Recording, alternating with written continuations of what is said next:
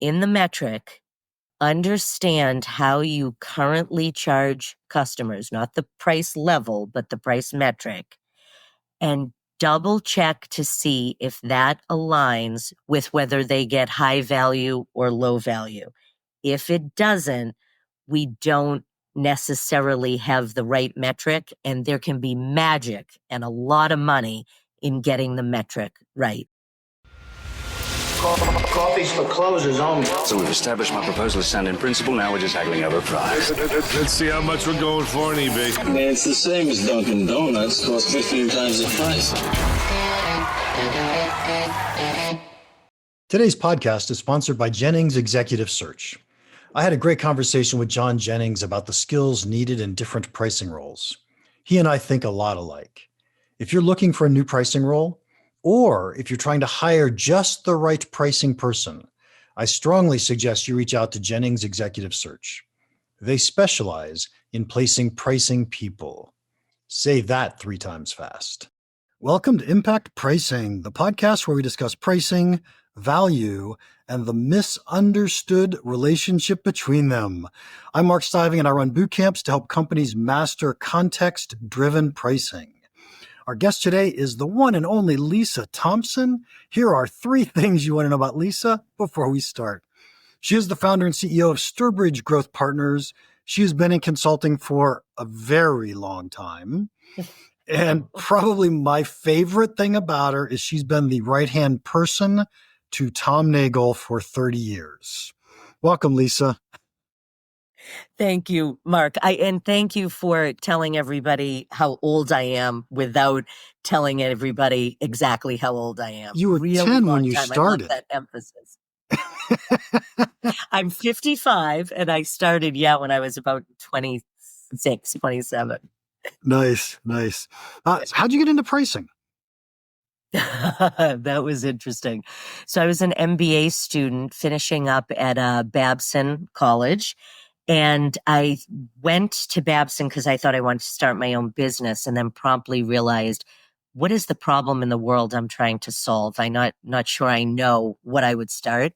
So I found this little ad in the Boston Globe newspaper. Remember those things when we used to get jobs from the newspaper? I don't even know if my kids know what a newspaper is. And there was a really interesting ad for a company called Strategic Pricing Group. And when I told people that I was interested in interviewing there, they said, pricing, that sounds like so boring and like a bean counter, and consulting. Doesn't everybody just work 1 million hours a week? And I went and interviewed with them anyway because there was something in the ad that drew me to it. And after I met with the people in the firm, there were probably about 10 people in there. I might have met with half of them, and then met with Tom Nagle, and that sort of locked it in for me. That's how. Nice. What a great start to this career. So was Reed Holden there at the time? He was. Yeah. Reed and Tom were, Reed was president and Tom was CEO. Nice. Yeah. Two gentlemen I appreciate a lot. Same. With what they've done in this field. So excellent. Yeah, so I don't know if the listeners know this, but I always ask my guest, and when I do the beginning, I say, we discuss pricing, value, and the blank relationship between them. And my guest gets to fill that out nowadays. I did the first 100 or 200 of them, and then I ran out of things to say. So I would just ask my guest. And Lisa said misunderstood, and I got to know why. So why do you think the relationship between pricing and value is misunderstood? Because when we talk about value-based pricing, and by we, I mean like any of us talking about value-based pricing in the business world, the average business leader thinks that if you are offering quote unquote more value, you can charge a higher price. And that value-based pricing is all about just trying to get price premiums. But it's not. Value-based pricing or strategic pricing is equally so about recognizing when you don't offer a lot of value to a particular segment or a particular customer.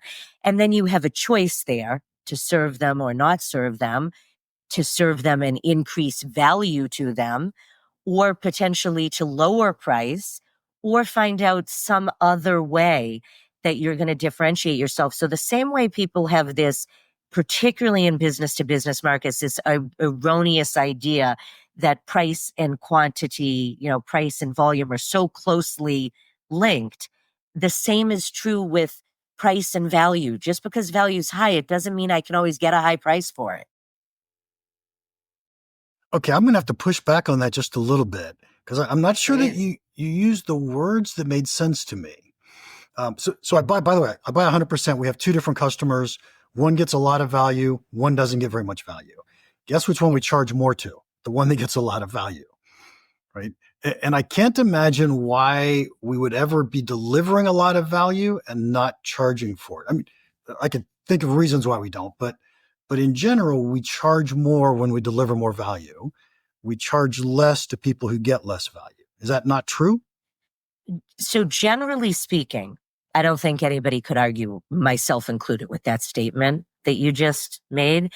But one of the things I want people to understand in our work is that getting a price premium or charging more than you used to charge isn't the only way to get paid for adding more value. So in some cases, I may quote unquote get paid because many of my customers I've been serving do not sign contracts, and I might be getting paid by having somebody sign a 3-year contract with me, or maybe all my customers sign 1-year contracts, and maybe I get people to move to 5-year contracts. Perhaps I have a small share of someone's wallet right now, and I want a larger share. That's another way potentially to get paid. So it's not always just this very direct relationship. So I go in with the starting point with the sentence you said. If you generally get more value, you're going to pay more for something, and vice versa. But there's so much nuance to that when you get in there that it's not always the case. And I'll give you, would you like me to give you an example? Sure. Of one? I was working in the distribution space, and we had, prior to the advent of these technologies that we have that make so many businesses scalable today. This was almost 30 years ago, and I was dealing with a distributor who had a very interesting and very rare combination of both a competitive advantage from a differentiation perspective and a competitive advantage from a cost perspective. And they were delivering higher value, charging a bit less for it, and cleaning up in terms of length of contract, share of market, et cetera. So at the end of the day, the total contribution dollars they were bringing into that business were quite large and quite sustainable for a certain period of time. So that's what I mean about there's nuances once you get in there. Could they have charged more to some of their customers? Yes, but they might not necessarily have made as much money as they did with the strategy we came up with. Okay, so I'll buy that 100%. Oftentimes, and as you were talking through that, what was coming to mind to me was we often do negotiations with our clients. And I don't know about you, but I always say we don't give anything until we get something, right? So we do the gives and the gets. And so in a way, what you're saying is, hey, I'll give you a lower price, but this is what I'm going to get in exchange. I'm going to get a 5-year contract. I'm going to get a bigger share of wallet or a bigger piece of the total market there. So, I'm 100% behind all that. And you used it as an example of in the negotiation, and that's very true. Agree with everything you said there. But in some cases, it might be a proactive go-to-market strategy. It might not just be that you're negotiating with someone and you're using these give-get trade-offs, but it might be that you make a choice to go to market in a way that has you charging, a lot less than you might if you were using some other kind of strategy. Yep. Understood. And in the tech space, oftentimes people come out with really revolutionary products. And the idea there is, look, I'm delivering a better product at a tenth of the price. Of course, you're going to switch. And it's a way to just dominate the entire marketplace, right? Just to change the entire market. So we see that strategically. That. Oh, I'm sorry. Say that one more time. No, I was just saying we see that strategically because if I came out with a product that's 10x better than what's in the market today, theoretically, I should be able to charge more than what's in the market today. But if I do that at a cost structure that's lower than the market, and I bring it out at a price that's lower than the market, then I just end up, we just change the entire marketplace. We change the entire industry. And theoretically, as you said in there, that's the operative word that you said in there, because, people come out with innovations all the time, and theoretically they can charge more, but they don't get more because there is perhaps something else impeding. Like the value might be there, but perhaps they've created the value for customers in the nonprofit space who lack the budget. Actually, like they might say, this value is incredible, but we literally don't have the funding to do it, right? So people come out with whiz-bang things all the time that might deliver 20x the value, and they only charge 5x more than the competition, but the market isn't ready for it yet, and people's budgets haven't caught up. And, it could be that they're not good at selling the value. That's always a possibility for sure. But it also just could be the market is not there from a budgetary perspective yet, even though the value might be there. I could buy that. I mean, I would say that a Maserati is really valuable, but I'm not buying one. I can't. I'd have to sell my house and live in it. Yeah.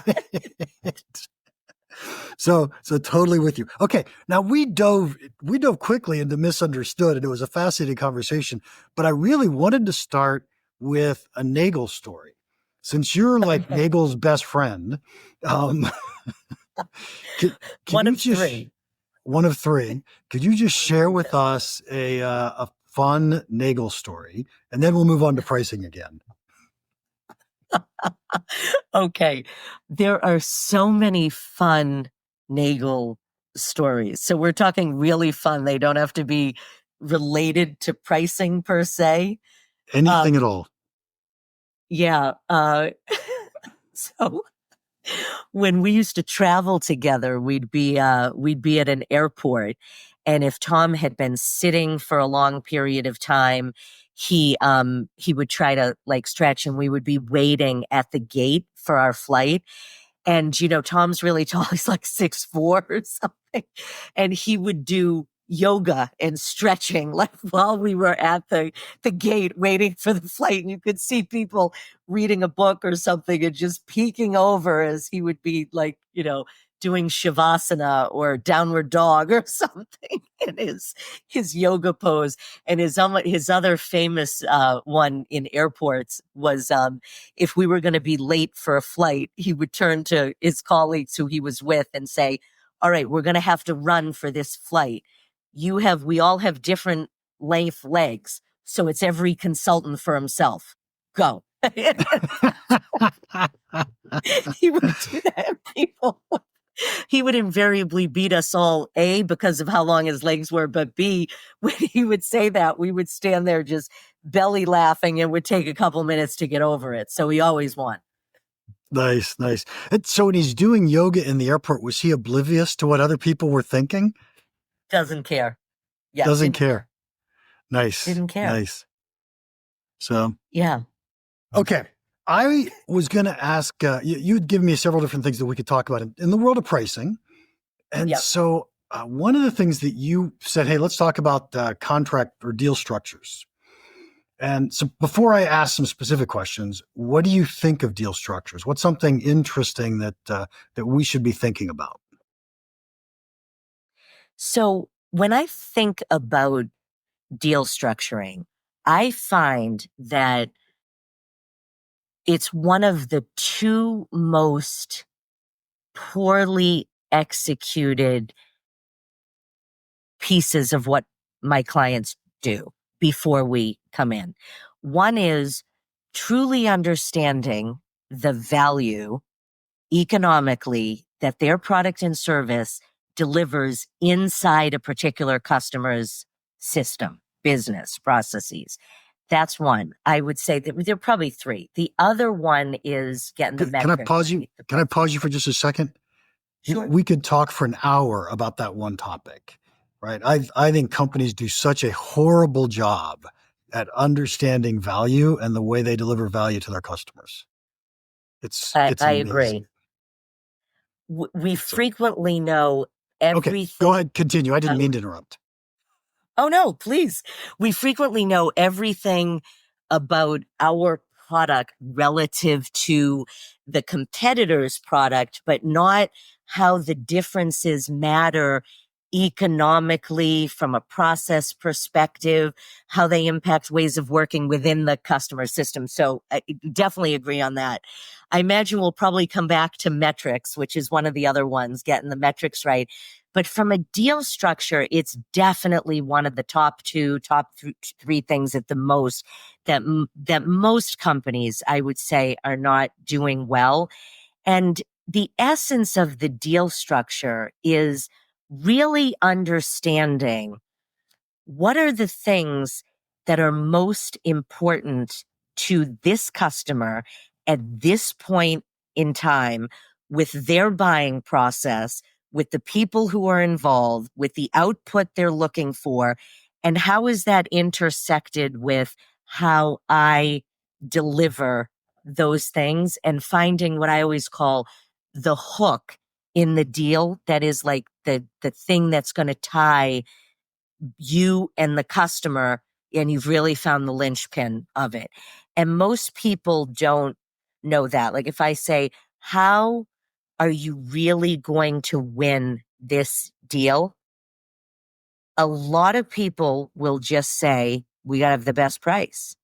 Some people will say, we got to have the best value proposition. But then it's like, what is the value proposition? And we might spew something that's in our marketing literature, but that's not the hook. That's not the heart of what it really is going to take to win. And a lot of people just they don't know, because they don't know the buying center, like who's involved, who's playing what roles, the buying process, who makes what decision at what point, and where do you fall out, etc. So that sounds, by the way, I loved what you just said. It sounds almost exactly the same thing as not knowing the value we deliver to the customer. And so give me an example of where it's different, if you can think of something. Yeah. So not knowing the value, or let me flip it. You could understand what the economic value is of your service to a particular customer, but that doesn't mean you know how buying decisions in their business get made. And that could be sort of a critical issue. So might know the value, but what if you're communicating that value to a user who does not have an influential role in the decision-making process? So we know the value, but that's not the same thing as knowing the buying process.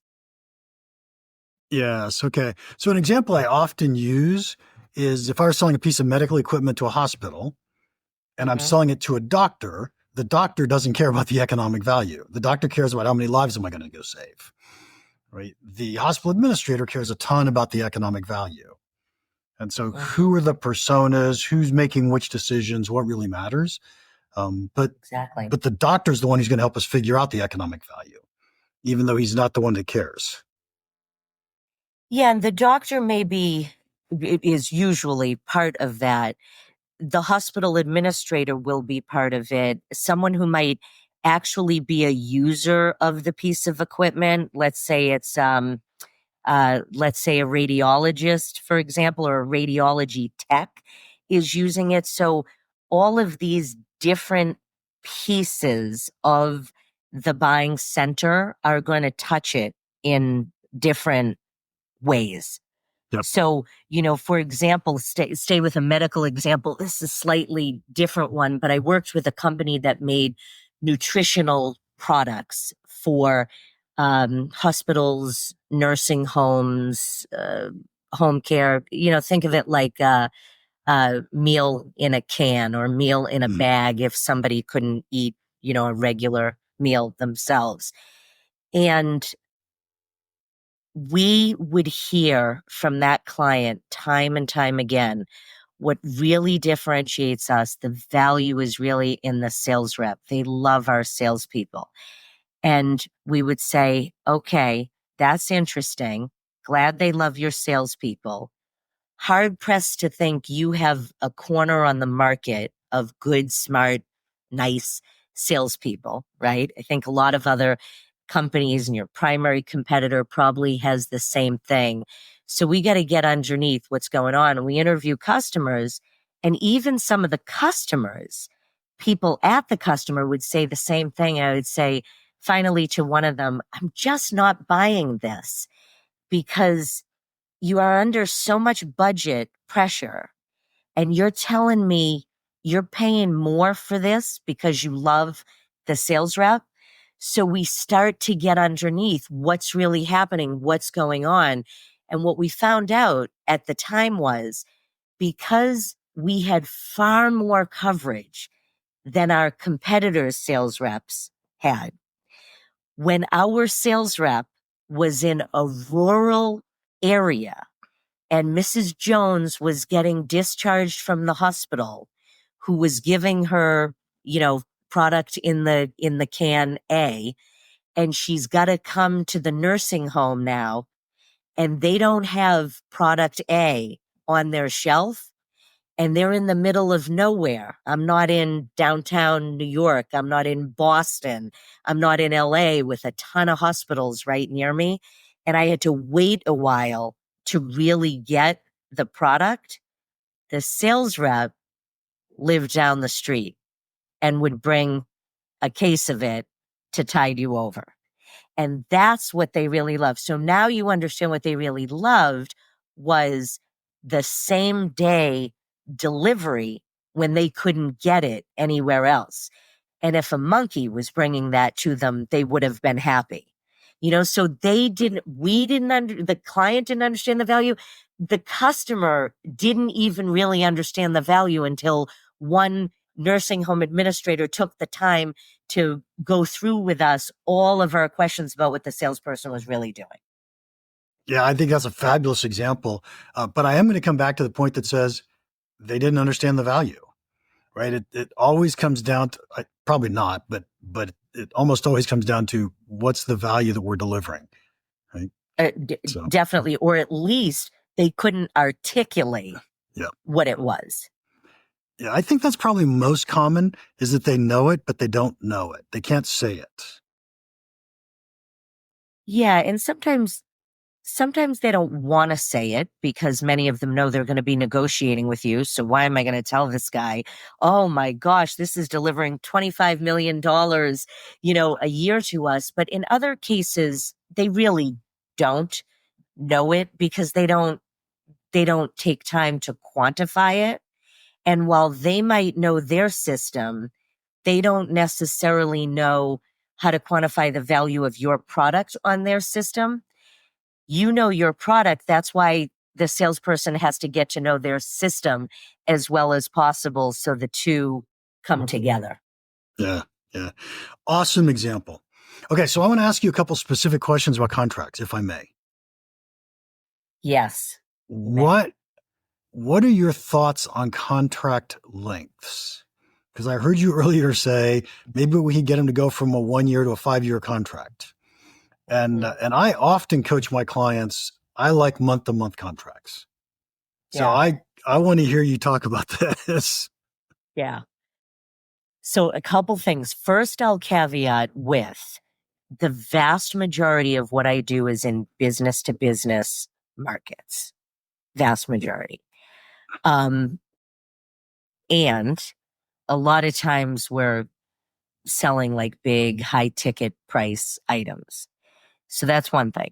But the second thing I'll say is that long-term contracts have gotten a bad rap since the pandemic, right?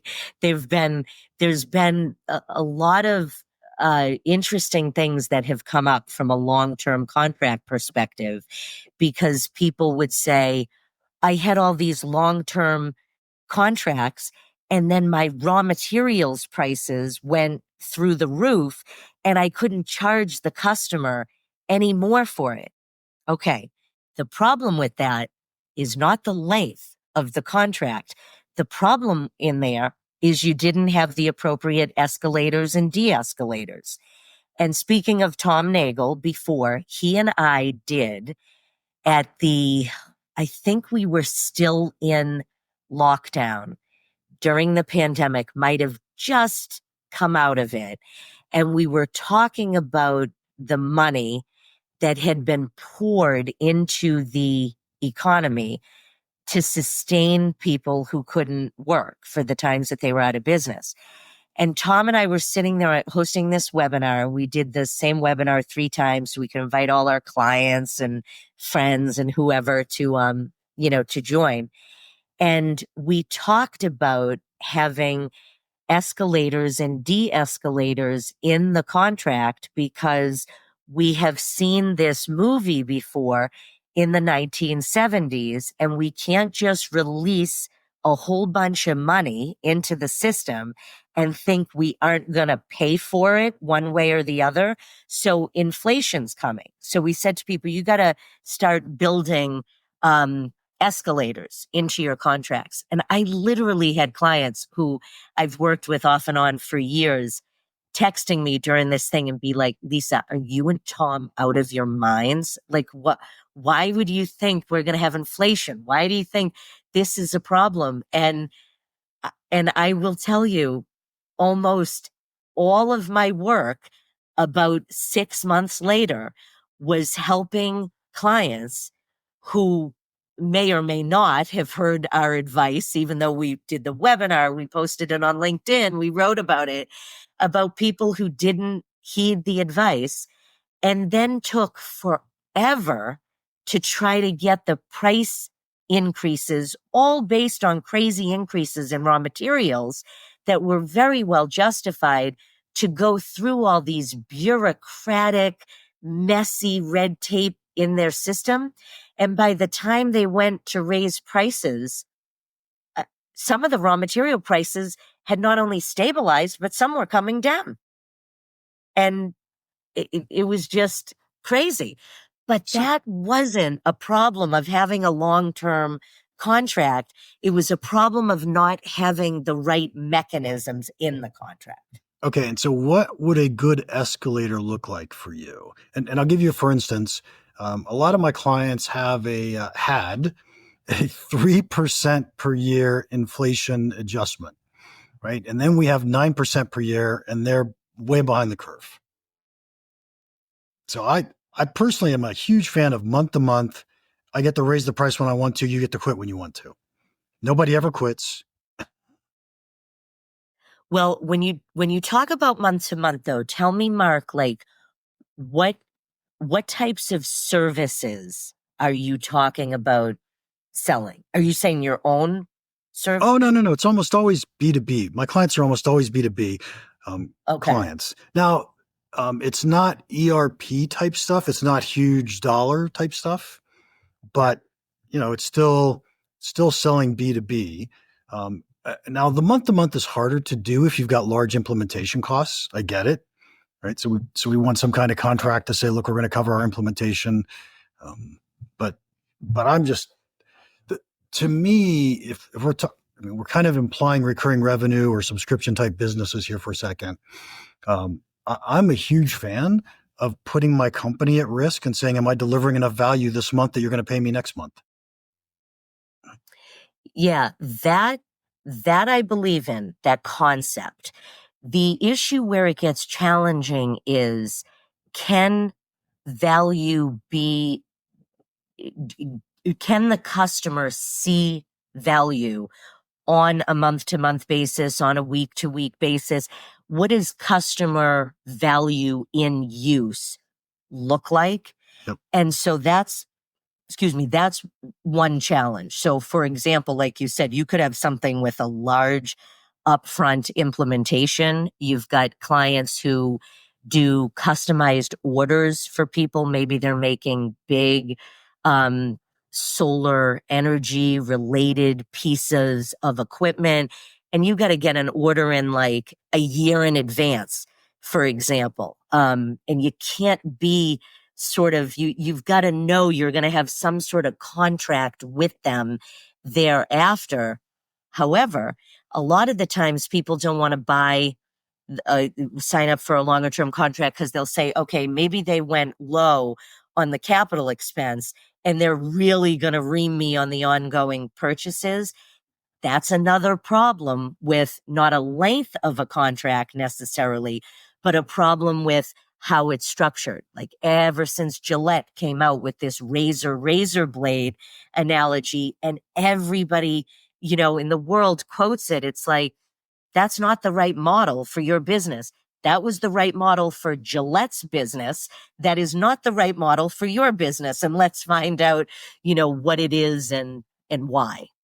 And HP printers, it's the right model for HP printers. With printers and ink. When you buy ink, it costs as much as the printer did. Yeah, it could. Now, for when I buy a printer, it does. Now, if I am going to buy a whole bunch of those printers because I work for a company with 4,000 employees, I may not pay for the printer or the ink. Perhaps I have a 3-year deal where HP says to me, we are going to meet all of your printing needs for this flat fee. Now, you can't do that with every customer, but that gets into the issue we talked about a little, related to metrics before. It's like, how do different customers get different value in use? And how do you find a metric that aligns with how they get value? Okay, Lisa, I got to tell you, we are 1 out of 3 topics down, and we're out of time. Oh, I didn't know you had 3 topics. We did. But what were the other 2? Pricing metrics and strategy eats transaction analysis for lunch. Gotcha. But here's what I would love to do. We did a lot of topics. Oh, we did. We did a lot. We covered a lot. I'd love to have you back on, but we do have to wrap it up for today. And so I'm going to ask you the final question that I always ask. What's one piece of pricing advice you'd give our listeners that you think could have a big impact on their business?